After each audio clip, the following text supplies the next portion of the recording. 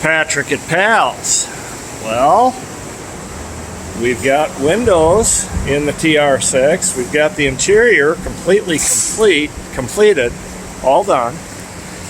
And Jim has got a convertible top that he's installing on the car.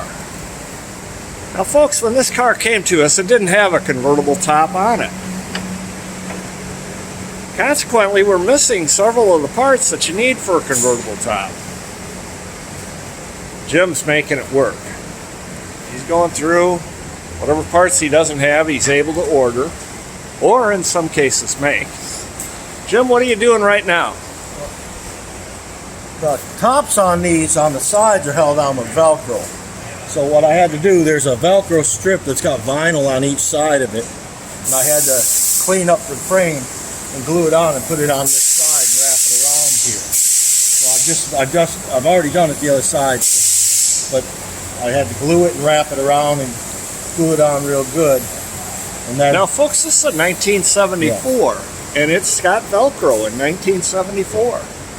How about that? Yeah. So you've got the Velcro strip on there. Yeah, I got the Velcro strip on here now. Now I got to poke the holes through here, and there's some rails that